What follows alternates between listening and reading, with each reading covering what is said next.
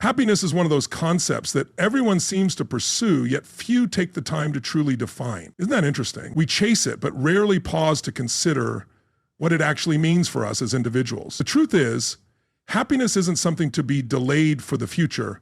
It's something you create in the present. Think of happiness as a skill rather than a stroke of luck. It's not just about what happens to you, but how you react, how you shape your thoughts, and how you navigate life. Now, here's the real question. How do we uncover this seemingly elusive happiness? Is it hidden away somewhere, waiting to be discovered? Does someone else hold the key? Or could it be that happiness has been within our reach all along?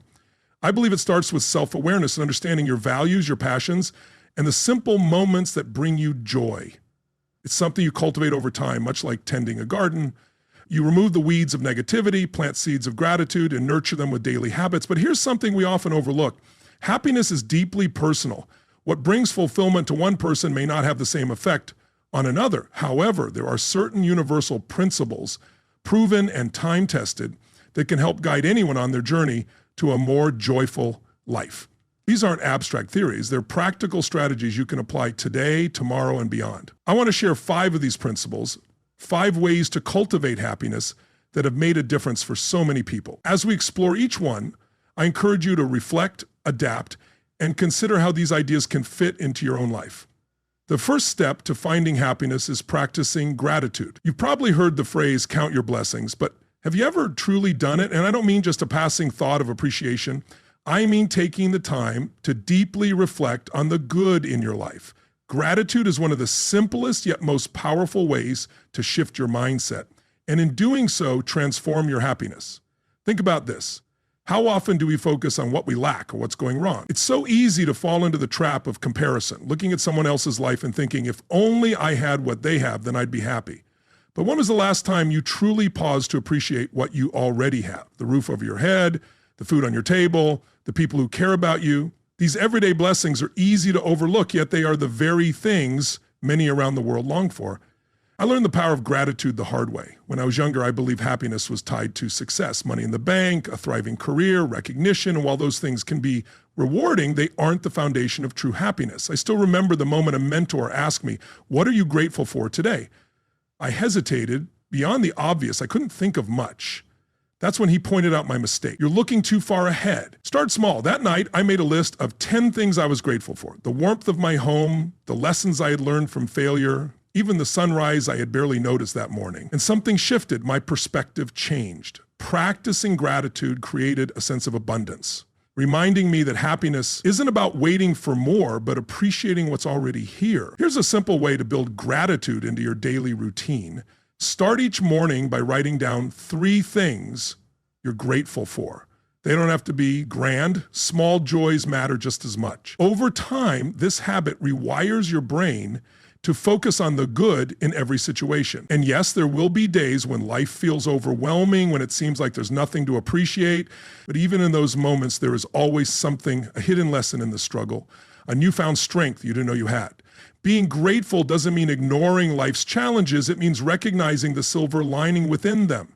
One of my favorite stories about gratitude comes from a farmer I once met. He didn't have much in terms of wealth. His farm was small and his income was modest, yet he was one of the happiest people I had ever encountered. Curious about his secret, I asked him how he maintained such joy. He simply said, "Every evening I sit on my porch and count my blessings. The stars in the sky, the stillness of the night, the fact that I get to do work I love even when it's tough. When I focus on these things, I feel rich." That perspective stayed with me. Happiness isn't about how much you have. It's about how much you appreciate what you already have. Gratitude also strengthens relationships. When you express appreciation to others, it deepens connections and brings more joy into both your life and theirs. Think about it. When was the last time you said thank you and truly meant it to your spouse, a friend, a coworker? A simple thank you can brighten someone's day and yours. So I challenge you to make gratitude your default mindset. The next time you're stuck in traffic, instead of getting frustrated, be thankful for the car that takes you where you need to go. The next time it rains, rather than complaining, appreciate the water that nourishes the earth. This shift in perspective isn't just about feeling good in the moment, it's about building a lasting foundation for happiness. Gratitude is like a muscle. The more you exercise it, the stronger it becomes. And as it strengthens, so does your sense of fulfillment. So start today. Count your blessings, no matter how small they may seem, because happiness isn't something waiting to be found, it's something you create. Happiness isn't something you have to chase. It's already here, woven into the little moments, just waiting for you to notice. The second key to finding happiness in life is to pursue meaningful goals. You see, happiness isn't just about feeling good in the moment. It's about having a sense of purpose, a reason to get up every morning. Goals provide direction, giving us something to strive for and grow into. Without them, we drift, and when we drift, we often feel lost. A meaningful goal is like a guiding star. It doesn't just point you forward, it fills your journey with purpose and fulfillment. But not all goals are created equal. Too often, people set goals based on what others expect of them, chasing someone else's dream instead of their own. Have you ever found yourself doing that? If your goals don't align with your values, no amount of success will bring true happiness. That's why the first step is discovering what truly matters to you. Ask yourself, what excites me? What kind of person do I want to become? What legacy do I want to leave behind? These aren't questions to answer in a hurry. They require deep reflection. But once you identify what's important to you, you can start setting goals that bring real fulfillment. I once met a man who had everything: wealth, status, material success. But when I asked if he was happy, he hesitated. After a moment, he admitted, "I feel like I've climbed to the top of the ladder only to realize it was leaning against the wrong wall." That's what happens when you chase goals that aren't truly meaningful to you. The achievement feels hollow. But when your goals align with your passions and values, the journey itself becomes a source of happiness. Now, here's the next important step. Break your goals down. Many people set massive, overwhelming goals, so big that they don't even know where to start. And because they don't know where to start, they never take the first step. Have you ever experienced that? You dream big, but the goal feels so distant that you get stuck before you even begin. Here's the secret. Big dreams are accomplished through small, consistent steps. Break your goal into manageable pieces and focus on what you can do today to move forward. Even small progress creates momentum, and momentum fuels happiness. Another key to lasting success is flexibility. Life has a way of throwing curveballs, doesn't it? You set out on a path and then something unexpected happens. That's why it's crucial to regularly review and adjust your goals as you grow and as circumstances change. Being flexible doesn't mean abandoning your dreams. It means finding new ways to pursue them. But here's something we don't talk about enough. Not all goals are about achievement. Some of the most meaningful goals aren't about what you accomplish, but about who you become in the process. If your goal is to be a better parent, that's not something you check off a list. It's a lifelong journey of growth and connection. It's a lifelong journey of learning, patience, and love. The same applies to goals related to character, becoming more patient, more compassionate, more courageous. These are the goals that shape who you are, bringing a deeper and more lasting kind of happiness. One of the most powerful ways to pursue meaningful goals is to write them down. There's something about putting pen to paper that makes a goal feel real. It's no longer just a passing thought. It becomes a commitment. Once you've written it down, place it somewhere visible on your desk, your mirror, or even your fridge.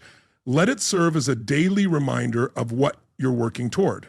And don't forget to celebrate progress. Too often, we wait until we've reached the final goal to feel a sense of accomplishment. But happiness isn't just in the destination, it's in the journey. When you hit a milestone, no matter how small, take a moment to acknowledge it. Recognizing progress keeps you motivated and reminds you that you're moving in the right direction. Another key to staying on track is accountability. Share your goals with someone you trust, a mentor, a friend, or even a group of like-minded individuals. There's something about having others aware of your goals that keeps you moving forward.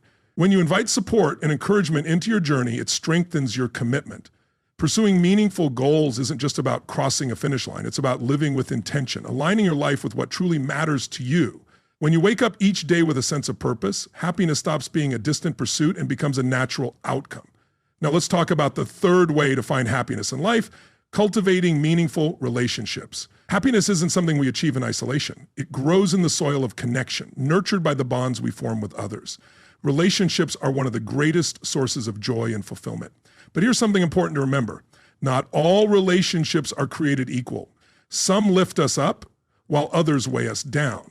Some add to our happiness while others seem to drain it. That's why cultivating meaningful relationships isn't just about surrounding yourself with people, it's about surrounding yourself with the right people. The foundation of strong relationships lies in quality over quantity. Have you ever heard someone boast about how many friends they have? They may have dozens of acquaintances they call friends, yet still feel lonely. Why? Because the depth of a relationship matters far more than the number of them. A single genuine connection, one person who truly understands and supports you, is far more valuable than a crowd of superficial friendships. Think about your own relationships. Who are the people that make you feel seen, heard, and valued? Who challenges you to grow and become the best version of yourself? These are the relationships to cherish. And on the other hand, are there people in your life who might be pulling you in the wrong direction? Sometimes, for the sake of our happiness, we need to create boundaries or even let go of relationships that no longer serve us. Here's a key principle about relationships. They thrive on communication. How often do we assume that others know what we're thinking or feeling? How many misunderstandings happen simply because we didn't take the time to communicate clearly? Genuine connection requires honesty, vulnerability, and the courage to express your truth. But it also requires listening. Not just hearing, but truly listening. Listening to understand, not just to respond. I learned this lesson early in life. There was a time when I was so focused on my work and ambitions that I unintentionally neglected the people closest to me. I assumed they understood why I was busy. But one day a friend said to me, "Success is great, but don't let it come at the cost of the relationships that matter most." That struck a chord. It reminded me that success and happiness feel empty if you don't have people to share them with. One of the best ways to strengthen your relationships is to invest time in them. Time is the most valuable thing you can give someone because it's the one thing you can never get back. Take the time to call a friend, have dinner with your family, or simply sit with someone who needs your presence. It doesn't have to be elaborate, it just has to be sincere. And don't underestimate the power of kindness. Simple acts of kindness can transform a relationship. A kind word, a thoughtful gesture, a willingness to help. These small actions build trust and warmth. They show people that you care, and when people feel valued, they are more likely to return that care. Kindness is contagious. The more you give, the more you receive. Another powerful way to build meaningful relationships is through forgiveness. No relationship is perfect. Misunderstandings, disagreements, and hurt feelings are inevitable. But holding on to grudges only creates distance and resentment. Forgiveness doesn't mean excusing someone's behavior. It means choosing to release the anger and bitterness that weigh you down. When you forgive, you free yourself to move forward. I once knew a man who on the surface seemed to have it all: success, wealth, and influence. Yet he confided in me that he felt an emptiness inside. As we talked, he realized he had neglected his relationships, chasing his career at the expense of his family and friends. So he made a choice to reconnect. He began calling his siblings, spending weekends with his children, and reaching out to old friends. Over time, he told me that his life felt richer and more meaningful than ever before. His happiness didn't come from achieving more. It came from rebuilding the connections that mattered most. Remember, relationships aren't just about what you receive, they're about what you give. Be the kind of friend, partner, or family member you would want in your life. Offer support without expecting anything in return. Be present when someone needs you. Celebrate their successes and stand by them in their struggles. When you approach relationships with a spirit of generosity, you create a ripple effect of love and connection that comes back to you in ways you never expected. Meaningful relationships are the foundation of a happy life. They provide support, joy, and a sense of belonging. So nurture them, protect them, and most importantly, appreciate them, because in the end, the quality of your relationships will define the quality of your life. The fourth way to find happiness in life is to live in the present moment. It may sound simple, even obvious, but in reality, it's one of the hardest things to do consistently. We live in a world filled with distractions, responsibilities, and thoughts that pull us in every direction except the one that truly matters, the here and now. Yet real happiness exists only in the present. It doesn't reside in the past, nor is it waiting for you in the future. It's right here, ready to be experienced, if you allow it. Too many people spend their lives dwelling on the past, replaying old mistakes, holding on to regrets, and wondering what could have been. Others, however, live entirely in the future, always planning, always waiting for that elusive someday when life will finally be perfect. Have you ever caught yourself thinking, I'll be happy when? When the promotion comes, when the kids grow up, when retirement arrives. But here's the truth. If you're always waiting for happiness, it will always remain just out of reach. Living in the present moment means breaking free from those mental chains, letting go of past regrets and future anxieties, and embracing what's happening right now. And the present moment is a gift.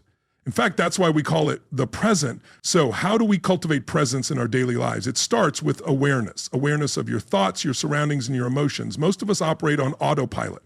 moving through life without truly engaging with the world around us.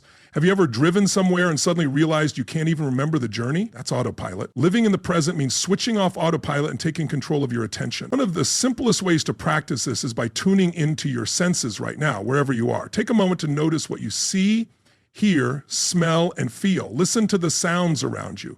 The hum of life, it's always present but often overlooked. Feel the textures under your fingertips. Observe the rhythm of your breath. These small, mindful actions ground you in the moment and remind you of life's richness. Speaking of breath, don't underestimate its power. Breathing is something we do automatically, but when we make it intentional, it becomes a tool for grounding ourselves. Try this. The next time your mind starts racing, pause and take 3 deep breaths. Inhale slowly, hold for a moment, then exhale. You'll notice a sense of calm, a return to the now. Living in the present also means accepting life as it is. We often resist the present because it doesn't match our expectations. But fighting reality only leads to suffering. When you accept each moment without judgment, you create space for peace. That doesn't mean loving every situation. It simply means recognizing that every moment holds value. Now take a moment to reflect on the people in your life. How often are you truly present with them? When you're with someone, are you fully engaged?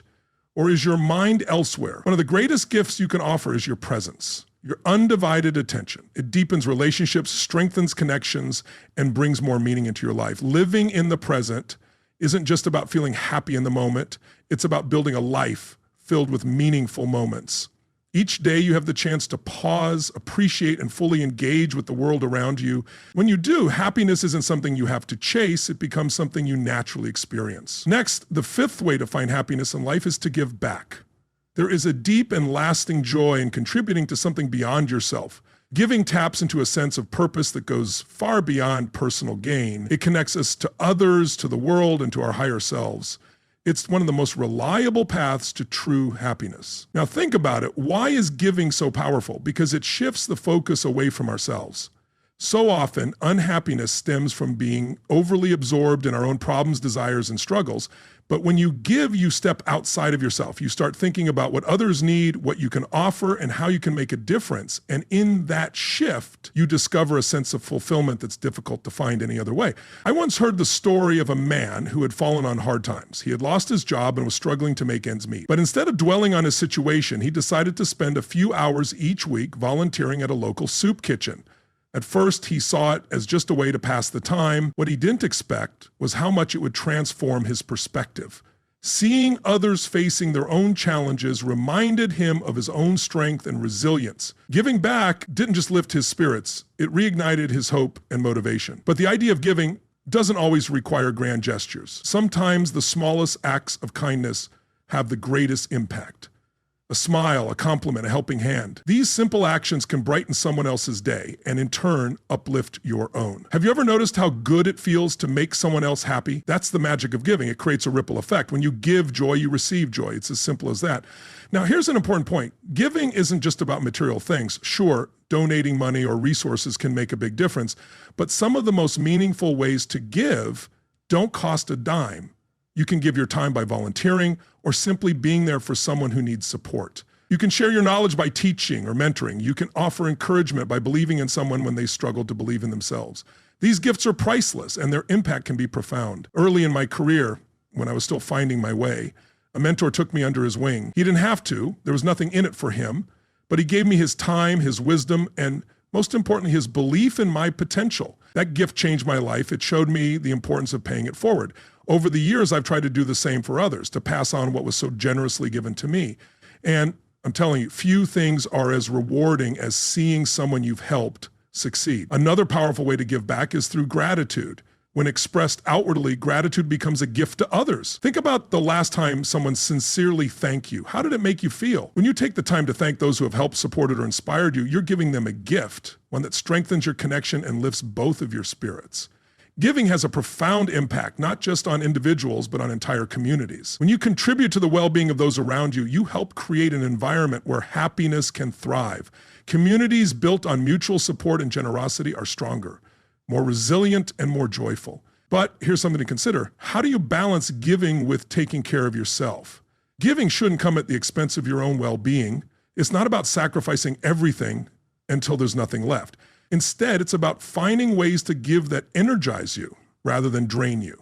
When you give from a place of abundance, you create a cycle of generosity and fulfillment that benefits everyone involved. Remember, you can't pour from an empty cup. Prioritize your well-being first, then give from the overflow. When you do, your giving will come from a place of joy rather than obligation, and that joy is what makes it so powerful. Giving back reminds us of our deep interconnectedness. We are all part of something greater, and our actions create ripples that extend far beyond what we can see. When you give, you contribute to that larger whole. By giving, you play a role in creating a better world, and in doing so, you discover a sense of belonging and purpose that is deeply fulfilling. So find ways to give. Whether big or small, public or private, planned or spontaneous, your acts of generosity will not only enrich the lives of others, but will also add depth and meaning to your own life. In the end, happiness grows when it is shared. When we bring all these ideas together, happiness is no longer a distant destination, but a journey shaped by intentional choices. Each principle we've explored acts as a stepping stone on this path. These aren't just abstract concepts. They are habits, mindsets, and actions you can integrate into your daily life. Happiness isn't about perfection. It's not about having everything go your way all the time. Life will bring challenges, ups and downs, and moments of uncertainty. But happiness is found in how you respond to those moments. It's about choosing to see the good, embracing the journey, and focusing on what truly matters. Now, take a moment to reflect on where you are today. What areas of your life bring you the most joy? Where do you feel the need for change or growth? Happiness is within your reach, but it requires action. It requires a commitment to yourself and to the principles that lead to a fulfilling life. And remember, this isn't a race. Start small, one step at a time, one habit at a time. The beauty of these principles is that they are all interconnected. When you practice gratitude, it strengthens your relationships. When you set meaningful goals, it gives you a reason to be present. When you give back, it deepens your sense of gratitude. Each step supports the others, creating a life that feels whole and balanced as you move forward. Remember this. Happiness isn't something you chase, it's something you create. It's not given to you by the world, it's something you bring to the world. And it's not reserved for a select few.